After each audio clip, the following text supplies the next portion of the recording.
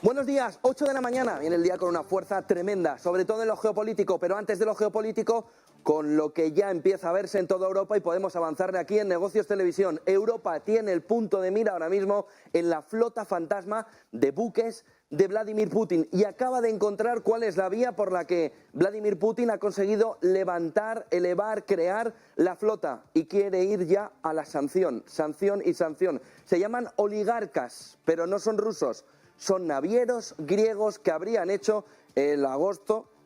vendiéndole la flota a Putin para que ahora tenga una manera de esquivar las sanciones no solo de Europa sino del G7. Les podemos avanzar que Europa va a empezar ya esta semana a ver la manera en la que puede sancionar,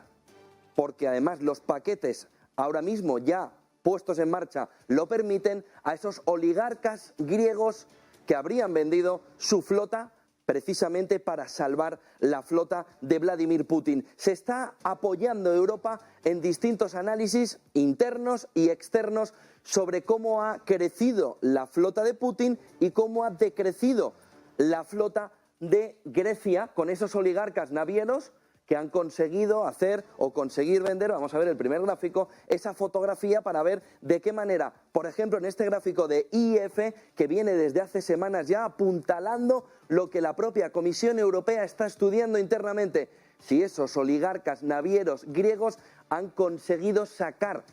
una parte de su flota para conseguir que esa Dark Fleet, esa flota fantasma de Vladimir Putin, coja fuerza y consiga saltarse las sanciones del G7. Fíjense porque esta es la flota griega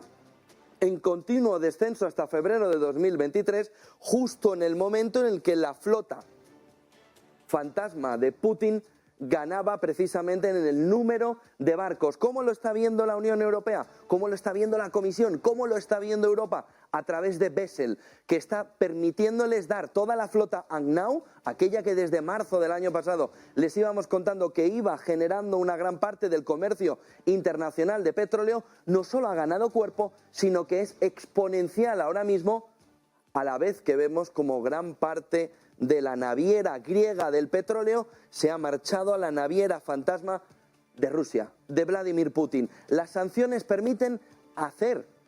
un movimiento para que esos oligarcas paguen y mucho por el error que han cometido, pero viene otro problema que empieza a ver precisamente Europa, y es la presencia de los comerciantes del petróleo, que serían la pieza fundamental para que esos oligarcas griegos se hayan también saltado las sanciones. Es decir, va a empezar una investigación que lleva semanas corriendo en Europa buscando cómo pueden sancionar, lo permite el paquete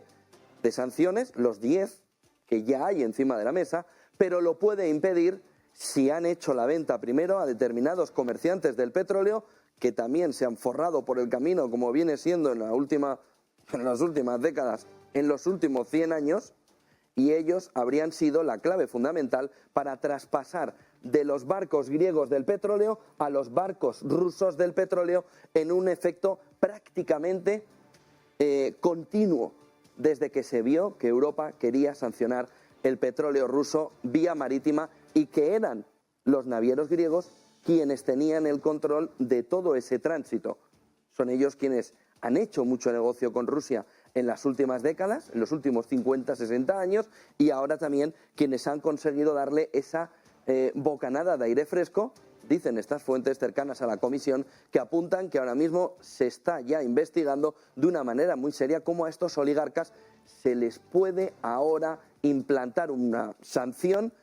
que dicen no será precisamente débil. Miren el siguiente gráfico, porque además el cierre de febrero nos da la fotografía de cómo va avanzando, de cómo se va posicionando, una vez que ayer vimos a Estonia decirle al conjunto de Europa, oigan, o lo bajamos a la mitad de 60-30 o qué carajos estamos haciendo. Hay revisión en marzo del tope al petróleo ruso y es el momento que ve Estonia y parte de Europa que o se hace ahí la reducción o prácticamente no va a entrar en vigor. Problema añadido, esos barcos de la flota fantasma de Putin que no tienen ahora mismo ningún tipo de relación con el tope al petróleo. Fíjense porque ahora mismo la clave fundamental está en ver cómo el volumen de cargueros que parten de Rusia, sobre todo en la flota fantasma, que ya significan prácticamente la mitad, y fíjense quiénes significan prácticamente la otra mitad, los griegos. En este entorno estarían vendiendo una parte en el tope o dentro del tope, pero estarían vendiendo sin control Rusia una parte entre Agnau y otros destinos que no tienen control por parte del G7, por parte de las autoridades internacionales. China sigue a la suya y ese movimiento, incluso a Singapur, son protagonistas en este febrero de 2023, donde, como les estamos contando, Europa quiere poner en foco en quienes han posibilitado que Rusia se salte las sanciones al petróleo, creando una flota fantasma de barcos que permiten a Putin, que permiten a Rusia seguir facturando petróleo. Vamos, que lo que busca Europa es cómo les ha tomado el pelo Putin en este entorno del petróleo. Miren el siguiente gráfico, porque el cierre, además, de este mes de febrero nos deja el comportamiento, por ejemplo, mirando destinos donde gran parte, como ven aquí en este gráfico de Bloomberg, los destinos que están sin conocimiento, sin saber por dónde circulan, y los que sabemos que no conocemos cuál es la prioridad, de dónde han salido, qué precio, porque van con todo el seguimiento desconectado, conforman prácticamente la mitad ya de los 3,5 millones de barriles diarios de petróleo que está distribuyendo Rusia. India conforma uno de los papeles fundamentales, pero ojo que menos en los últimos meses, después de haberse atiborrado a petróleo precisamente para las refinerías rusas.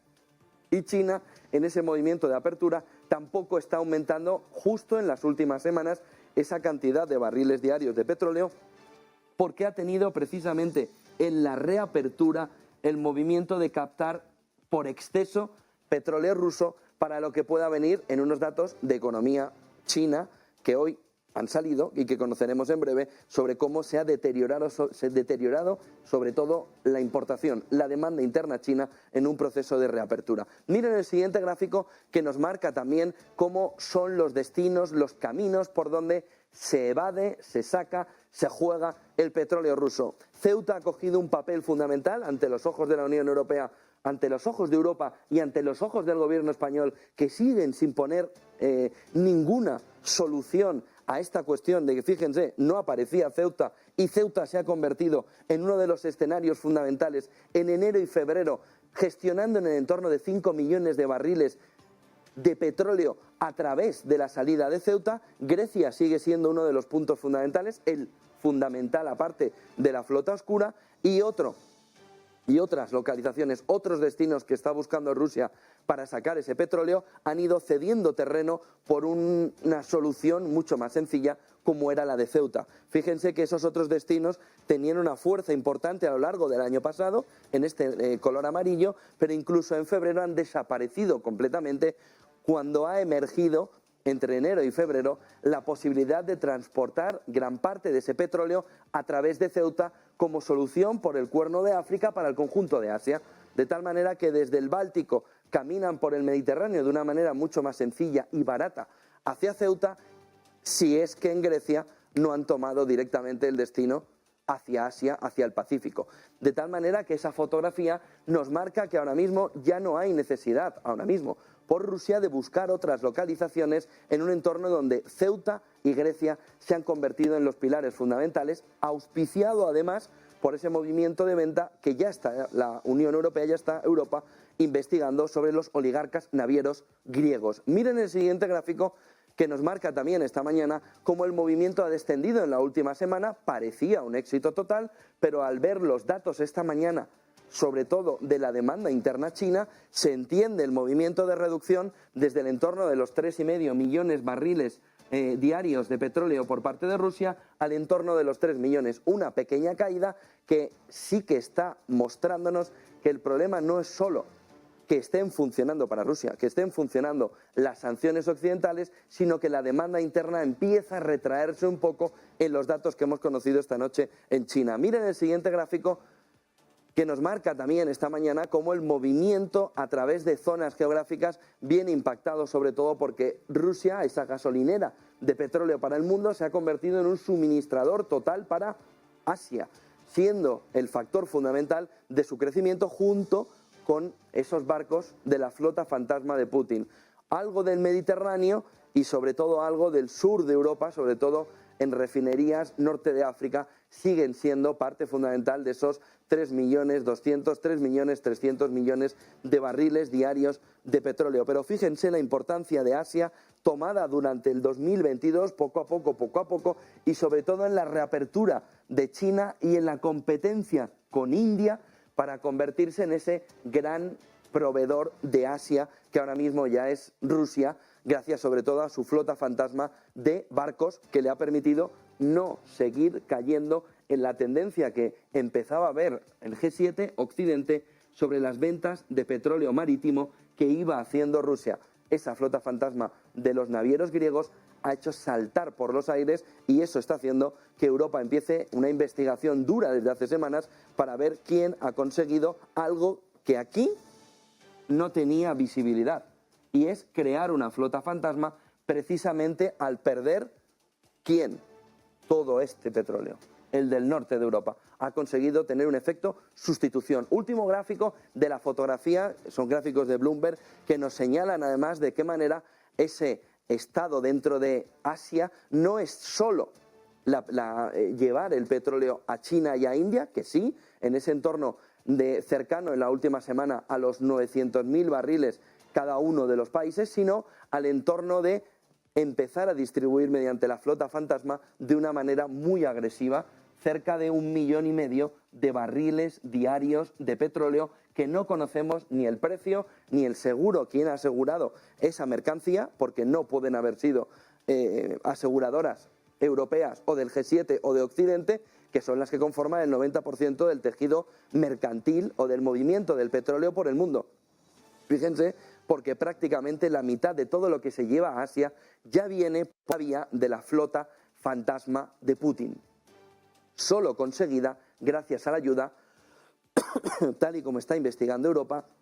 de esas ventas por parte de oligarcas navieros griegos que conforman esta mañana una de las claves fundamentales en Europa para intentar entender por qué Putin sigue riéndose de Europa, sigue saltándose las sanciones y sigue consiguiendo ingresar, aunque sea menos, en un entorno donde las sanciones deberían haberle dejado prácticamente seco si de verdad estuvieran funcionando, si de verdad el tope estuviera bien puesto, y por eso el movimiento de Estonia. El otro tema fundamental del día viene en el entorno de los datos que hemos conocido esta noche. Powell hablará a las 4 de la tarde aquí, horario de Madrid, en el que China y la demanda global empiezan a ver que eso no casa, que no termina de funcionar, que la reapertura de China no nos está trayendo inflación, pero no porque la reapertura de China del COVID no conlleve inflación, sino porque ha venido en un momento donde la demanda interna a nivel internacional viene cayéndose al suelo porque se va debilitando ante los ojos de un inversor que todavía no se lo cree, como vieron ayer en la jornada, por ejemplo, en Wall Street. El superávit comercial de China crece a medida que las importaciones caen más del 10% por una demanda interna que, a pesar de la inflación que empieza a verse en el entorno chino, que el Banco Central chino empieza a ver en la economía y que tiene como objetivo un 3% este año, ya lo quisiera Occidente, en ese entorno la demanda interna está retraída. Cae en un entorno las importaciones más del 10%. Importaciones y exportaciones disminuyeron las dos en enero y febrero a medida que,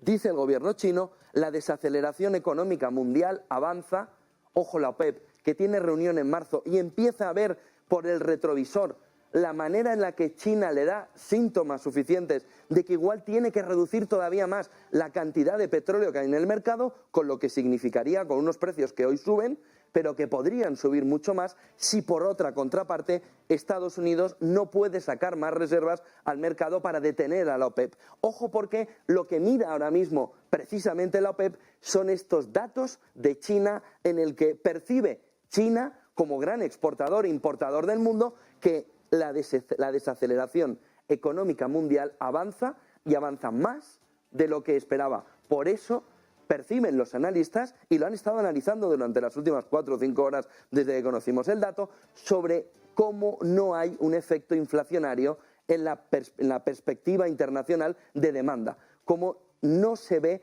que la reapertura china haya impactado de una manera muy fuerte en la inflación. Dice que las importaciones, como les decía, disminuyen el 10,2% en comparación con el mismo periodo del año anterior, no es mensual, es interanual, y dice China lo que refleja una demanda más débil de lo esperado en la segunda economía también más grande del mundo, porque no es solo la demanda externa, es que tu demanda interna no termina de recuperarse en este entorno. Exportaciones cayeron un 6,8%, en un entorno de reapertura, en un entorno en el que el mundo mira en los primeros meses del año cómo orientar, cómo encauzar el año. Esta caída nos indica que hay algo que los inversores no están terminando de mirar en este entorno. Balanza comercial de China, 116.900 millones de dólares, superando, eso sí, las expectativas de los analistas. Principal efecto de este movimiento, no esperado por los analistas, subida del petróleo, muy poquito ahora, 0,07, pero ha llegado a subir en el entorno del 0,4% después de conocer que China tenía una balanza comercial potente a pesar de que importaciones y exportaciones caían. Subida tímida del petróleo, que ha sido una gran sorpresa a estas horas, en las últimas horas, sobre todo ahora que vemos la preapertura o vemos la hora previa de la apertura del mercado de la renta variable en Europa. 4 de la tarde, Powell es la cita clave del día, pero en la geopolítica la clave fundamental está en el sobrecalentamiento o en la extensión, llámenlo como ustedes quieran, de la tensión geopolítica en torno a Estados Unidos. Ya tiene en Rusia un rival que le está marcando una guerra fría clarísima y emergen dos cada vez con más fuerza. Esta noche Corea del Norte le ha dicho a Estados Unidos que si Estados Unidos se pone en contra de las pruebas armamentísticas que está haciendo Pyongyang en la zona del Pacífico, entonces lo considerará una declaración de guerra, diciéndole a Estados Unidos, que ya había comentado, que no iba a permitir que nada de lo que vaya por el aire termine por caer al mar. Es decir, que iba a intentar sabotear esas pruebas para no permitir que Corea del Norte siga escalando en términos armamentísticos, en términos nucleares, con la que ya hay liada en esta Segunda Guerra Fría. El otro punto fundamental junto a Corea del Norte nos viene del capítulo de China. China le ha dicho esta noche que no quiere una guerra fría en Asia, que no tiene ningún interés, lo ha dicho Qi Gang, y le ha dicho también el responsable de Exteriores de China que no puede seguir con la irresponsabilidad de seguir tensionando Asia-Pacífico con comportamientos de hegemonía, de imperialismo, que lo que están haciendo es estar deteriorando las relaciones no solo comerciales en el conjunto de Asia-Pacífico, frente a la opinión de Estados Unidos, que en la última cumbre de Asia-Pacífico celebrada en Japón, le dijo al conjunto de los países que había que tener tranquilidad y estabilidad. China dice que todo el movimiento irresponsable en Estados Unidos está empezando a generar el caldo de cultivo de una guerra fría no solo en la zona de los Balcanes, sino también en la zona de Asia-Pacífico. De tal manera que Corea del Norte y China levantan también la bandera contra Estados Unidos y le generan el conjunto del bloque, a falta de ver qué va a hacer India en ese entorno, que no termina de sentirse cómoda en un bloque donde también está India. Pero en ese entorno la geopolítica gana fuerza, lo que pasa es que ahora mismo el inversor sigue mirando a ver cuánto más puede subir un mercado que va en paralelo a la realidad. Claves del día, como ven, 3 cuestiones clave nos están impactando en el inicio de la mañana. Esa noticia alrededor de cómo los oligarcas navieros griegos habrían vendido parte de su flota para que Putin pueda emerger una flota fantasma y se salte las sanciones del G7, no solo las europeas. Ese otro movimiento de superávit de la balanza comercial chino, pero provocado sobre todo por la caída de importaciones y exportaciones que preocupa en la demanda global, y este tercer asunto geopolítico que cambia el foco de Rusia, de la guerra de Ucrania, a la zona de Asia-Pacífico, donde la tensión con Corea del Norte y con China emergen cada vez con más fuerza. Powell, sin embargo, va a tirar todo por el aire en lo económico a partir de las 4 de la tarde. Va a ser una comparecencia muy larga, en el entorno de hora y media, donde va a dar todos los detalles a todo lo que le vayan preguntando congresistas norteamericanos, estadounidenses, que le van a decir política monetaria. ¿Qué estás haciendo? ¿Qué pasa con la inflación? En este entorno, ¿hacia dónde camina? El otro punto fundamental va a ser cómo ve la inflación, pero cómo ve la política monetaria. Una vez que vemos que los halcones ganan fuerza dentro de la FED y fuera de ella, Banco Central Europeo, y que en ese entorno veremos hoy cómo Powell ve la próxima reunión. La primera gran escalada del Tourmalet que les presentamos ayer de 13 días empieza hoy. Hoy es el primer puerto especial de montaña. Hoy viene el inversor a ver si su fotografía tiene algo diferente. Busque las similitudes y las diferencias entre el discurso del inversor y el discurso de Powell. Si es muy diferente, hoy la volatilidad volará. Si no es muy diferente, hoy será una fiesta, un jolgorio descomunal mirando alcistas, que ahora mismo ya ven que como rompa por encima de 4.100 y algo, ahí puede meterse una beta de alcista muy importante. Y los bajistas están mirando si se rompen en el entorno de los 3.900 y poco, para ver si de verdad se abre el socavón hacia abajo. Hoy empieza la primera gran etapa de montaña en este Tourmalet que tiene que hacer la economía, que tiene que hacer el inversor. Ojo con los salarios también esta semana, y a partir de ahí inflación y reunión del FONC, de la Reserva Federal, y todo en menos ya de 10 días para ver la fotografía exacta de cómo se mueve la economía estadounidense. En Europa viene cada vez una mayor tensión por el ala más dura, los halcones del Banco Central Europeo, que ayer pidieron la salvajada de 4 subidas de 50 puntos básicos para conseguir frenar la inflación. 4 subidas de 50 puntos básicos significan meter a Europa no en una recesión, sino en una depresión económica escandalosa. Sobre todo porque si usted ha renovado la hipoteca, piense que aún se la pueden duplicar más. Que ha perdido la gracia lo de las 4 subidas. Piensen que 4 subidas nos llevaría los tipos de interés en Europa al entorno del 5,25, el Euribor en el entorno del 6%. El Libor, el británico, ayer tocó el 5% por primera vez en 15 años. En ese entorno, unos tipos de interés que puedan volar desde el 3 y poco, que ahora mismo se tenía de perspectiva, hasta el 5, no es una pequeña subida de 25 puntos básicos. Tendría una afección directa en la renta fija, que ya ha perdido parte de lo ganado desde el inicio del año, que ya está viendo como las rentabilidades de gran parte de las empresas vía renta fija se está disparando de una manera excesiva, donde se han colocado más de $500 billion de renta fija corporativa en las últimas semanas, ya con una rentabilidad muy alta, apetito inversor, riesgo que va creciendo también. En esa fotografía, esta salvajada de uno de los principales halcones, del más halcón, del Bullard del Banco Central Europeo, de Holzmann, nos estaría planteando que hay alguien dentro del Banco Central Europeo con la intención de esconder los errores de los últimos 3 años del Banco Central Europeo a costa del ciudadano europeo, al que le darían un golpe definitivo para situar el sistema de bienestar social en Europa en una situación crítica, en un momento donde los ingresos se te pueden caer, en un momento donde el sistema de bienestar social intenta defender y ampliarse. En ese momento una subida al entorno del 5,25%, como prevé Holzmann, pondría en jaque mate a gran parte de los países europeos, Italia, España, Portugal, Grecia, pero también Alemania, en un entorno estanflacionario donde el ciudadano vería que directamente hay un riesgo de mora elevando, creciendo de una manera muy agresiva con los tipos si caminaran al entorno que Holzmann dice, en el entorno del 5,25. La gravedad de las declaraciones no puede escondernos el punto fundamental.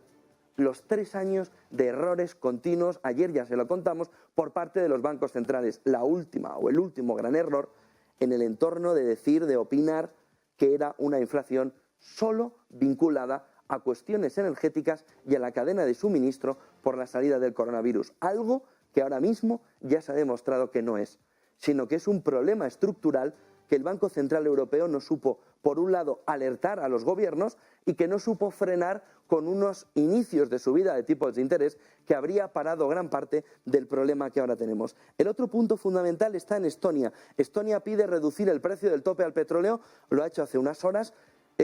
a la mitad, para que de verdad tenga efecto. Ese movimiento de halving del tope al petróleo se puede tomar en marzo. Si en marzo se hace, ese movimiento de recorte del tope al petróleo sí podría hacer un daño enorme en los gráficos que hemos visto antes a Rusia, porque eliminaría una parte fundamental de la mitad de valor.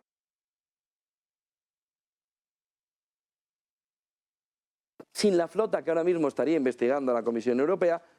estaría mirando Rusia una caída de sus ingresos que pudiera estar en torno a la mitad de la mitad. Es decir, podría perder en torno del 33% de los ingresos, haciéndole ahí sí un daño enorme, que es algo que sobre todo desde Alemania se estaba pidiendo ya cuando se instauró ese movimiento de tope al petróleo ruso. Meta ha dicho en las últimas horas que despedirá cientos de trabajadores nuevamente, ya anunció 11.000 despidos, en lo que ha considerado, en una demagogia barata, el año de la eficiencia. En un movimiento que ahora sí, en la percepción de las consultoras, por ejemplo españolas, se percibe que hay un retorno de expatriados, de españoles, de talento, que caminó hacia Silicon Valley y que ve de manera urgente que el primero que vuelva, mejor que mejor, porque las cosas no están bien.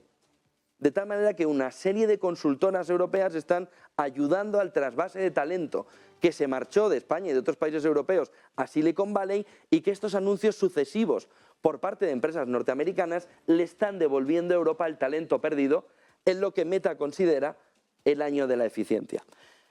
Y en último lugar, lo que está sucediendo aquí a nivel nacional, la última opción que parece que le quedaría al gobierno es intentar aplicar el escudo antiopas que se puso en marcha en 2020 por el coronavirus. Como saben, el coronavirus, lo voy a decir en tono irónico, todavía sigue siendo el factor fundamental económico, y entonces el gobierno sigue teniendo puesto el escudo antiopas y lo quiere utilizar para frenar la salida de Ferrovial, sin darse cuenta que hay un camino mucho más sencillo. Si los accionistas de Ferrovial dicen que no y la indemnización supera los 500 millones de euros, el folleto presentado a la Comisión Nacional del Mercado de Valores decía que en ese caso Ferrovial no se iría o no cambiaría la sede social a Holanda. Y luego hay un camino alternativo, hay un camino mucho más sencillo. ¿Por qué las empresas españolas creen que pueden hacer mejor el salto desde la bolsa en Países Bajos que desde Madrid? Igual el gobierno debería sentarse y ver cuáles son los criterios y la optimización que debería hacer para que una empresa española tuviera el salto más fácil a Estados Unidos que irse a Países Bajos y desde Países Bajos hacer la doble cotización en Estados Unidos. Pero el camino más fácil es el del chivo expiatorio, el de la penalización, el del golpe, el de intentar frenar vía imposición, ya que no se puede la exportación, a empresas como Ferrovial. 8:27, como ven, el día viene cargado y no ha hecho más que empezar, porque a las 4 de la tarde Powell promete poner todo esto patas arriba. Estaremos en un especial aquí en Negocios Televisión contándoles la comparecencia y el análisis de todo lo que diga Jerome Powell a las 4 de la tarde. Mañana también va a hablar Powell, pero va a ser un poco más de lo mismo. Nos dejará algún titular más, pero de verdad el terremoto, el seísmo, el calambrazo que puede llegarle al mercado, si llega hoy. 8:27, Marta Vilar. Esos datos de China nos han marcado la jornada en Asia, cómo viene la preapertura en Europa y cómo ha venido el comportamiento desde Asia. Bueno, Buenos pues días. a pesar, muy buenos días, de ese dato de balanza comercial en China que hemos tenido, que ha sido mejor de lo esperado, que ha pasado desde los 78.000 del mes anterior hasta los 116.000 por esa caída del 10% en las importaciones, estamos viendo cómo los índices asiáticos, concretamente los chinos, tampoco se están comportando muy bien. Y es que tenemos al Hang Seng cayendo poquito, en torno a un 0,4%, y el Hang Seng tecnológico pues más de lo mismo, y cayendo un poquito más incluso, más de un 1%. Bueno, veremos cómo empieza, cómo arranca la sesión hoy en Europa. Por lo menos lo que nos indican desde los índices asiáticos es que el día de hoy podría no ser tan brillante, tan positivo como hemos tenido anteriormente en las últimas jornadas. Mientras tanto, sí que es cierto que los futuros del S&P 500 están repuntando un poquito, un 0,10% para el índice de los 500, las 500 empresas más importantes de Estados Unidos, y el Nasdaq sube un 0,17. Es decir, por lo menos en Wall Street, sesión que de momento en los futuros nos está indicando cierta tranquilidad. Claro, hay que tener en cuenta, por supuesto, pues esa comparecencia que vamos a tener de Jerome Powell a las 4 de la tarde, con el mercado americano ya abierto y que podría poner patas arriba a los mercados financieros sin duda. Bueno, vamos a echar un vistazo también a otros activos, materias primas, por ejemplo. Aquí tenemos una diferencia entre el Brent y el West Texas. El Brent está cayendo un poquito, tan solo unas décimas, un 0,02. El West Texas cae ahora, está subiendo ahora mismo un 0,1%, así que poquito la subida que tenemos. Bueno, ahora mismo el Brent se acaba de dar la vuelta, está cotizando con un repunte del 0,5, sube también el oro hoy un 0,2%, sube la plata un 0,3% y el euro dólar también sube un 0,06%. Subida pequeñita, pero bueno, veremos también cuál es la reacción de la divisa europea frente a la americana esta tarde cuando hable el presidente de la Reserva Federal. Gracias, Marta Vilar. Dos cuestiones clave A esta hora, pedidos industriales en Alemania crecen un 1%, venía de caer un 3,1%, ha sido un poquito mejor, sobre todo porque se esperaba una caída del menos 0,7%. Al final la subida del 1%, mejor de lo que esperaba el mercado, esas fábricas, ese movimiento de la industria alemana. El otro punto fundamental viene a alertar a lo que ha sido un gran comportamiento deflacionario del gas natural. La reforma de las pensiones en Francia estaría llevando a que se detengan 4 plantas de gas natural licuado. Saben que Francia es el principal importador y exportador de gas natural licuado, es el 27% de toda la Unión Europea y sobre todo tiene ahora encima de la mesa la posibilidad de intercambiar por la extracción. Problema, hay poco que extraer y hay mucho que importar. De tal manera que podemos ver en las próximas semanas si esas protestas, esas huelgas por la reforma de las pensiones de Francia termina por impactar no solo puntualmente, sino más a largo plazo las plantas de gas natural licuado en Francia en un momento en el que parecía que el precio del gas natural había pasado a ser una historia del pasado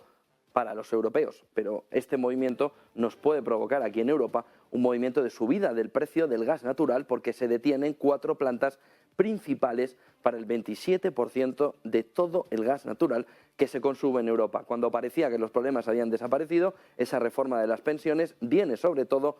yendo con una manifestación donde los sindicatos buscan frenar al país y generar problemas no solo en Francia, sino en el conjunto de Europa, deteniendo todas las plantas de gas natural licuado del país. Claves del día también en formato de gráficos, los bonos están teniendo la fotografía clave en este momento. En este gráfico de Bloomberg se ve que la venta de bonos en Europa supera los 500.000 millones de dólares con un crecimiento de la rentabilidad que nos está marcando el camino a tener que remunerar más porque el riesgo empieza a verse también en esos bonos corporativos de una manera bastante significativa, no agresiva todavía, no superando, por ejemplo, los niveles de octubre del 2022, pero el camino al alza parece retomado con muchísima fuerza desde el inicio de 2023, una vez que el apetito del inversor también viene apuntalado por una necesidad mayor por parte de las empresas de salir al mercado de renta fija a captar más para lo que pueda venir. Ojo porque el dato, esas ventas de bonos en Europa superando los 500.000 millones, nos empieza a reflejar que si sumamos esto a los 200.000 millones que necesita captar del mercado Alemania precisamente para la crisis energética que todavía se padece y que todavía tiene la visibilidad de los próximos inviernos, estamos llevándonos toda esta necesidad de deuda privada y pública al entorno superior al billón de euros, billón de dólares, en un entorno donde los países todavía no están viendo que el Banco Central Europeo tenga que venir a salvarles ante tensiones de la deuda. Pero ese camino empieza a acercarse cada vez más, que también las empresas privadas secan el mercado de renta fija buscando emisiones récord de bonos que les permita defenderse ante lo que pueda venir en una situación de retroceso, de recesión, de camino hacia los problemas, las dudas sobre la marcha de la economía. Miren el siguiente gráfico que nos marca también esta mañana una encuesta que durante el último día ha llamado mucho la atención en el entorno de cuál es la posición que puede tomar India respecto a la situación de Rusia. Por supuesto, la fotografía de que Rusia es el adversario en Estados Unidos conforma el 54% de la población, en Europa en el entorno del 54%, en Gran Bretaña el 65%, en China un 35% a favor de que comparte Rusia los valores y la visión del país, Turquía el 14%, pero ojo al movimiento que tiene en India, donde el 51% de la población considera en esta encuesta realizada a nivel internacional que Rusia estaría compartiendo los valores y por tanto tendría más sentido estar en su entorno que en el de Occidente. Fíjense porque ustedes pueden pensar 55 y 54, bueno ya, pero es que a favor solo piensan el 5, el 2 o el 0. En Occidente, en Estados Unidos, en Europa y en Gran Bretaña. Pero el comportamiento, por ejemplo, de India, que ha llamado mucho la atención con un 51% de su población viendo que es mejor estar al lado de Rusia en esta Segunda Guerra Fría y solo un 3% al lado de Occidente, marcándonos el camino que India es ahora mismo la pieza a convencer por Occidente y la pieza peligrosa si se une en esta Guerra Fría al bando de Rusia, China, Corea del Norte y quienes se le puedan sumar más. Pero la suma, por ejemplo, de India sería muy llamativa. Miren el siguiente gráfico que nos marca también esta mañana esa subida del LIBOR en Reino Unido, uno de los principales indicadores de referencia hipotecarios, el de Reino Unido, marcándonos el camino del 5%, que en este gráfico de Bloomberg nos enseña que camina hacia 2007, superado incluso el pico de finales de 2008. El LIBOR nos estaría marcando que la presión, la tensión hipotecaria, la tensión sobre el hipotecado, solo ha hecho que comenzar en un entorno donde los tipos de interés ya no están solo caminando al entorno de la crisis anterior, de la de 2008, 2007, 2009, en esa conformación de la crisis, sino que tendría la fuerza, si de verdad Powell hoy nos da un mensaje muy agresivo y el Banco Central Europeo se compra algo del discurso de Hoffman que vimos ayer de 4 subidas de 50 puntos básicos, a sobrepasar esto y con mucha fuerza. Es decir, ojo, porque el LIBOR nos está marcando que las cosas en economía, por muy rápido que vayan y por muy rápida que haya sido la subida de tipos de interés a nivel mundial, todavía no ha visto o no ha dicho su última palabra. Si la inflación no termina de bajar, nos estaría poniendo la fotografía exacta de cuándo. De la década de los 80 e incluso de la década de los 70. Donde el golpe de la primera crisis y segunda crisis del petróleo hizo desconfigurar, como Lego que se rompe en 1000 pedazos, la fotografía de la inflación para poder controlarla. En ese entorno, ojo, porque el LIBOR, el hipotecario británico, nos está marcando que en Europa hay que empezar a mirar lo que el vecino en sus barbas empieza a hacer. De tal manera que el Banco Central Europeo podría hacer caminar también el Euribor a un entorno del 5%, que, como les decía antes, para el hipotecado poca gracia tiene que en un entorno como el actual, todavía con la renovación hipotecaria que hayan hecho, por ejemplo, en enero y febrero, le quedara todavía subir otros 75, 70 u 80% más de lo que ya le han subido. Ahí la fotografía es completamente distinta y estás sacando de esfuerzo financiero para pagar la hipoteca no ya los 10 puntos porcentuales que ha subido ahora, del 20 al 30%, sino por encima del 40%, caminando hacia que la mitad del presupuesto, en este golpe por la subida de los tipos de interés, se marcha a una vivienda que se mirará de reojo como hace 2 años estaba en tipos mínimos y se pueda no duplicar, sino mucho más que duplicar sobre los mínimos que había. Ojo con el LIBOR, que nos marca el camino de que si quieren llevarnos a recesión, lo tienen muy fácil los bancos centrales. Destrocen la economía y verán ustedes como el debate del landing no landing queda en nada en ese escenario, porque la recesión / depresión económica va a quedar en poco para lo que se puede vivir en unos tipos en el entorno del 5%. Miren el siguiente gráfico, que nos marca además cómo Alemania está viendo, con la entrada ayer en el DAX 40 de Rheinmetall,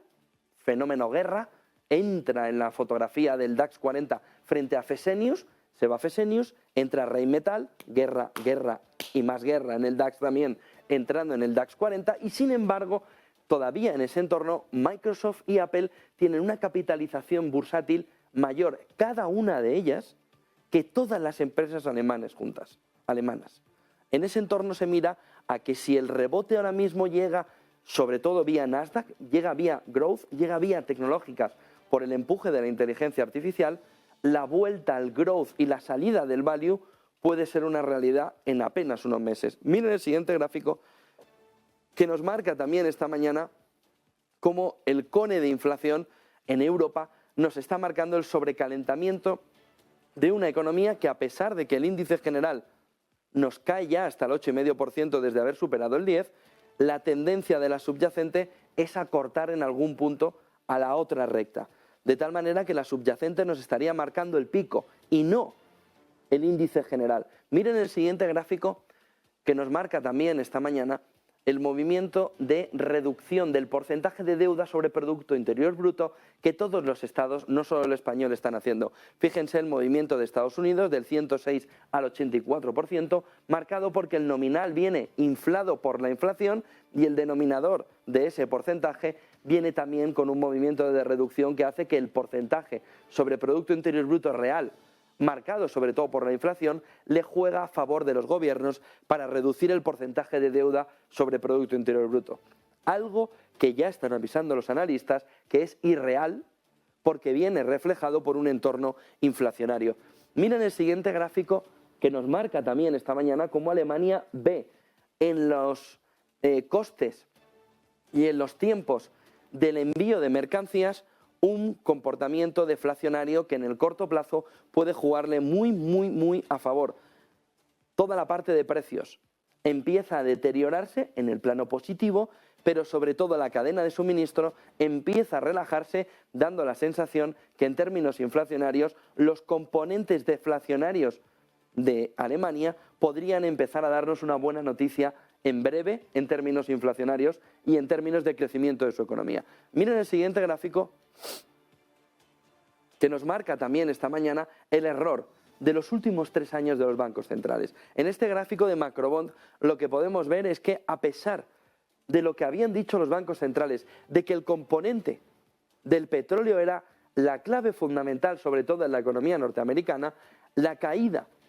del precio del petróleo no ha ido acompañada de una caída de la inflación, sino del efecto contrario, precisamente porque han vuelto por tercera vez en apenas un año y medio a equivocarse los bancos centrales a la hora de ver cuál era la realidad inflacionaria. Por eso hoy Powell, a las 4 de la tarde, hora española, tiene la oportunidad de cambiar esa fotografía y de enseñarnos de verdad, sin matices, cuál es la fotografía inflacionaria que de verdad está viviendo Estados Unidos. Pero este gráfico de Macrobond, que compara la inflación 5 años con el movimiento de los precios del petróleo, nos está marcando que lo que nos estaban diciendo los bancos centrales o era mentira o se estaban equivocando. Vamos a optar que se estaban equivocando. Es la tercera vez que se equivocan en un año y medio. Han llegado tarde, no la han visto venir, han dicho que era del petróleo y ahora se dan cuenta que es estructural. Es el tercer error en apenas un año y medio de unos banqueros centrales que están a la cola, de la cola, de la cola, de la cola del prestigio de las últimas décadas en cuanto a banqueros centrales. Hay que retrotraerse a la época de Volcker y aquí en Europa a la época de Trichet para ver errores sin sentido por parte de los banqueros centrales que ahora ven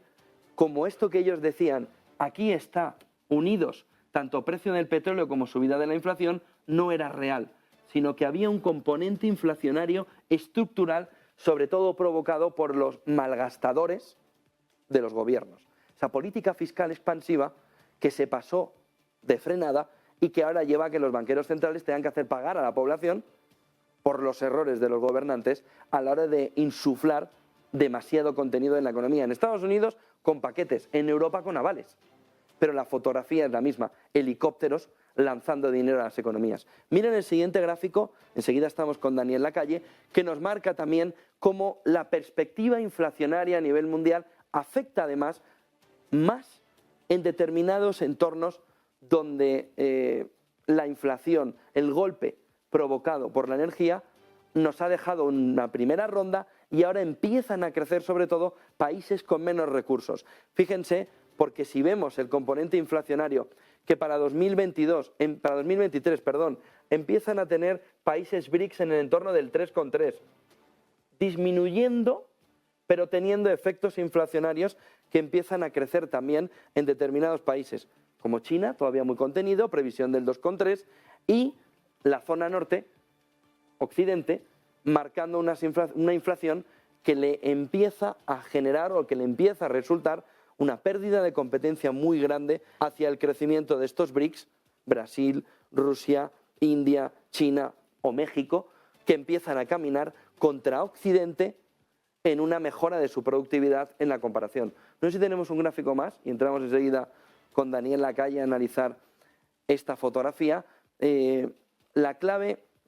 de este gráfico está en ver cómo la toma de decisión, gráfico de Deutsche Bank, entre lo que empieza a haber de condiciones de crédito